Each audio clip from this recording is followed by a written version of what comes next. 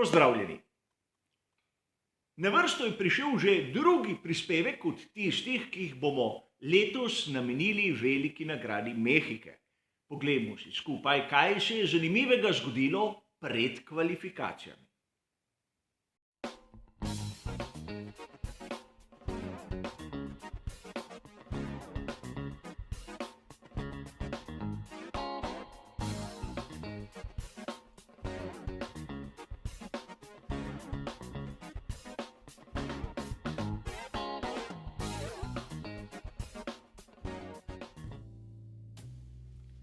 Tudi tokrat bo prispevek pred kvalifikacijami razdeljen na običajna dva segmenta. V prvem si bomo ogledali vse tiste tehnične zanimivosti ter novosti, ki so jih ekipe pripravile za veliko nagrado Mehike.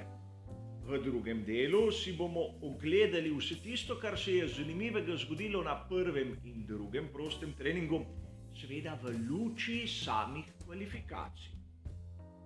A najprej bomo nekaj minut posvetili tistemu, kar se je zgodilo izven proge. Namreč, kot vam je dobro znano, so se pri Red Bullu pogodili s FIO glede njihove prekoračitve proračuna v sezoni 2021. In vsi mi, navdušenci, smo lahko prebrali o kazni, ki jo je FIA naložila Red Bullu. Sedaj je stvar diskusije, ali je kazen stroga ali ne. A zavedati se moramo, da pri Red Bullu so priznali krivdo in zaradi tega so verjetno tudi dobili malce znižano kazen. Torej, če slišimo izjavo, na primer Hornerja, kako je kazen previsoka, nepravična in podobno, gre za konstrukte, kajti sami so si izbrali to pot.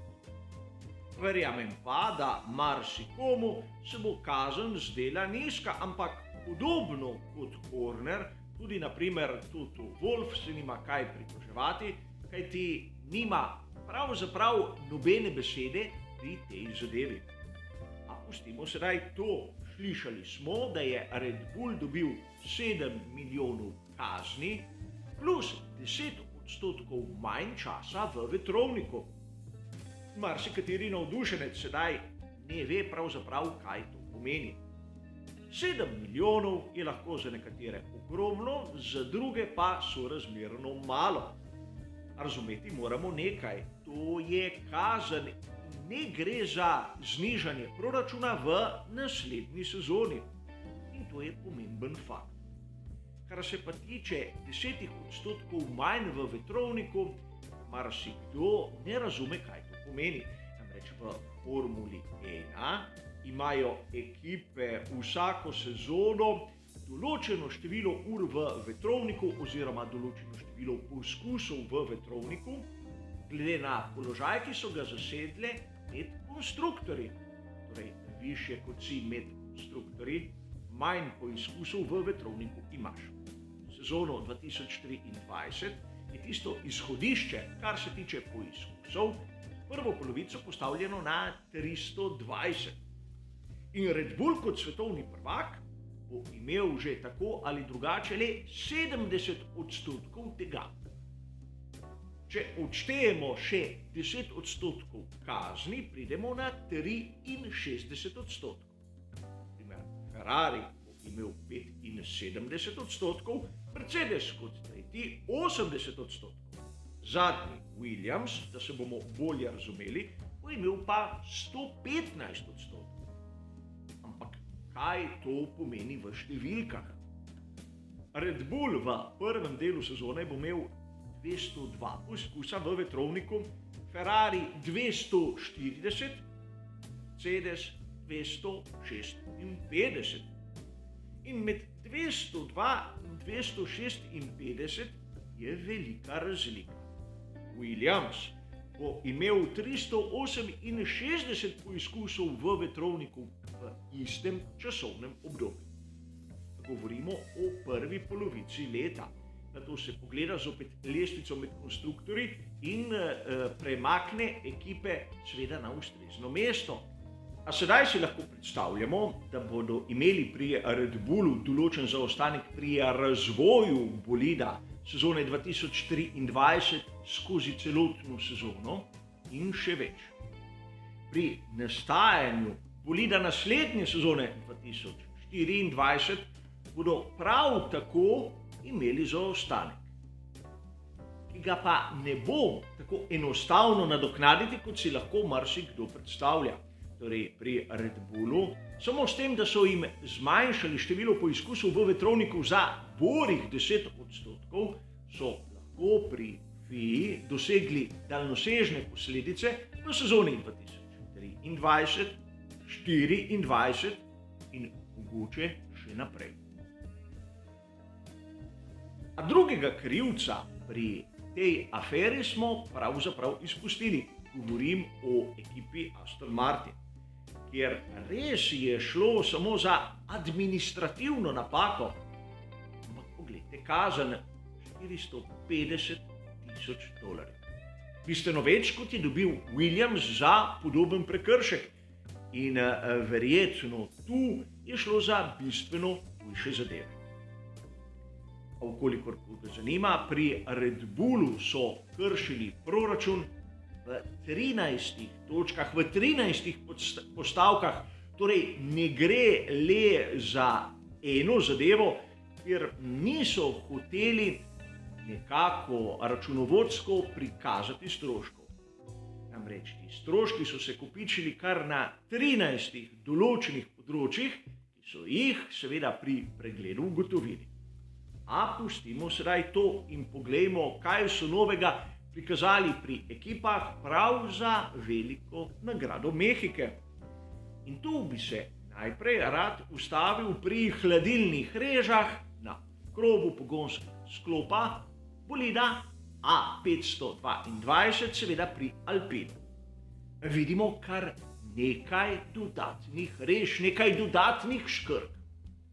In to prav zaradi tega, ker se nahajamo izjemno visoko, kot smo omenili že v uvodnem prispevku, je zrak redkejši in zato je tudi hladilni učinek, ki ga imajo, na primer radiatorji, manjši. In zato pri ekipi Alpine so s to rešitvijo nekako pospešili zračni tok, ki gre skozi hladilno režo in nato ven pri teh hladilnih škrgah še več.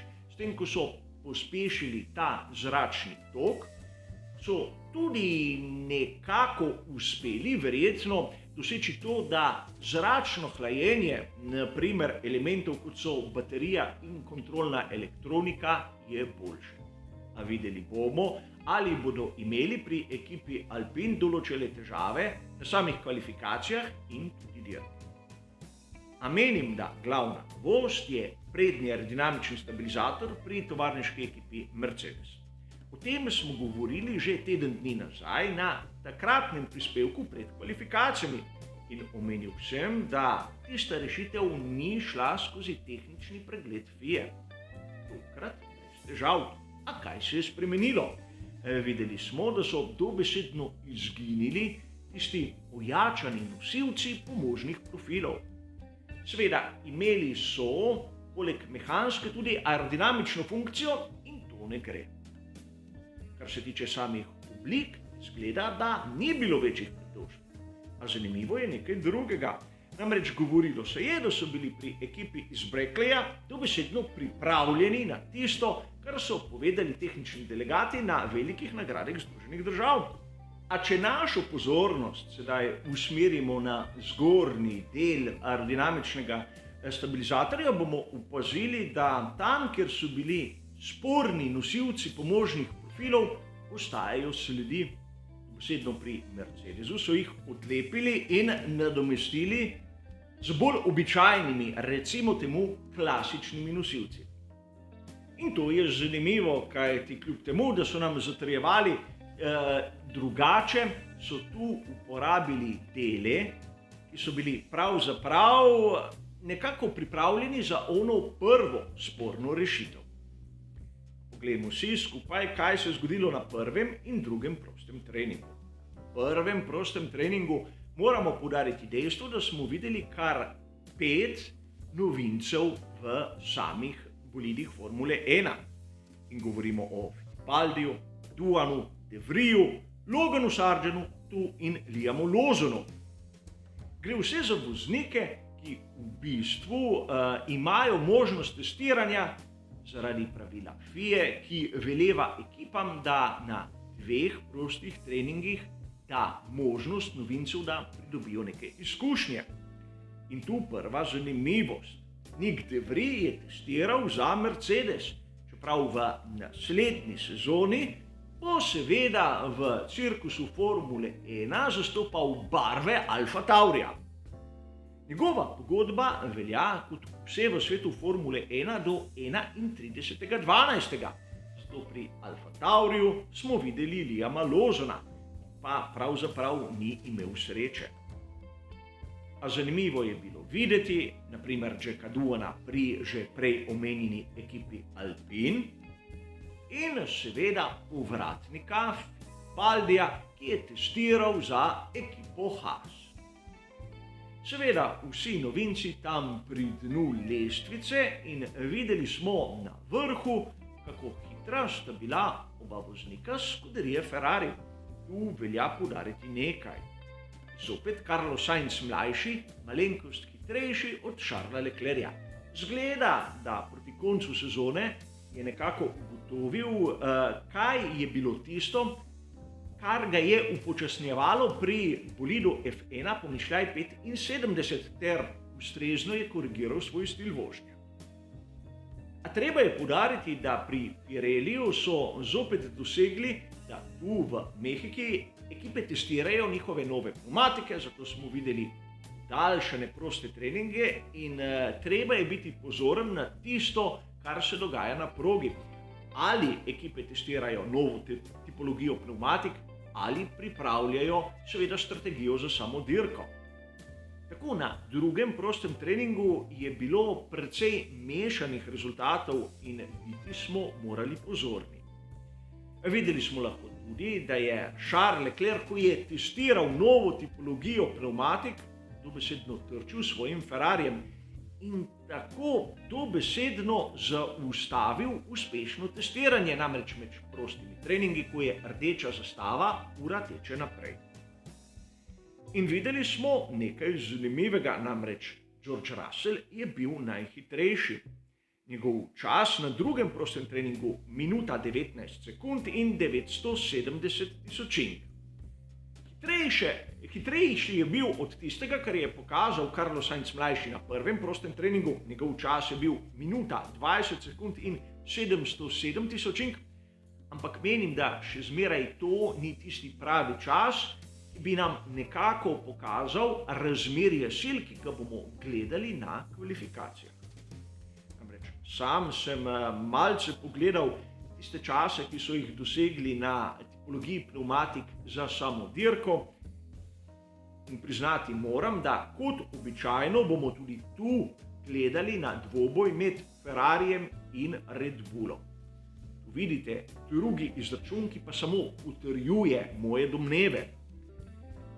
Treba je poudariti, da Mercedes tu se je približal, seveda bolj kot smo videli v Austinu, ampak ne dovolj, da bi se lahko boril naprimer za najboljše štartno izhodišče. In to je slika, kakršno smo vajeni na kvalifikacijah velikih nagrad. A zanimivo bo spremljati, kaj se bo dogajalo tik za prvimi 3 ekipami. Namreč, če pogledamo Alpine, McLaren, Aston Martin, Alfa Tauri in Alfa Romeo F1 Team, vsi dobesedno skupaj. Na grafični predstavitvi vidite lahko, da je zaostanek med 3/4 sekunde in 92 tisočinkami. Po mojih izračunih so še bistveno bližje in možna so presenečenja. Nikjer ne piše, da naprimer kdo iz Alfa Romeo F1 Team ne bi lahko bil tisti prvi zasledovalec najboljših 6. Seveda na zadnjih 2 mestih ekipa Haas in Williams, kjer je treba poudariti, da za enkrat je Kevin Magnussen oni, ki bo edini dobil pribitek pri samim štartnem razporedu, namreč menjal je motor z notranjim izgorevanjem, kar v njegovem primeru pomeni 5 dodatnih mest. Kljub vsemu pa upam, da smo sedaj dobili malce bolj jasno sliko, kaj lahko pričakujemo od kvalifikacij za veliko nagrado Mehike. Treba je priznati, da to testiranje nove tipologije pneumatik Pirellija v bistvu otežuje delo nam vsem. Tudi pri ekipah niso preveč zadovoljni in želeli bi si pravih testiranj posvečenih samo in edino temu. A kljub vsemu mislim, da na tokratnih kvalifikacijah bomo videli zanimiv boj, predvsem zaradi tega, ker so pri Red Bullu in Ferrariju, vsaj po podatkih, izjemno blizu, in po drugi strani, ker so zasledovalci tudi v eni malce širši skupini. A skupaj bomo ugotovili, ali so ta predvidevanja točna ali ne. Za prispevek pred kvalifikacijami je pa kot običajno to vse. Hvala za vašo pozornost in seveda nasvidenje.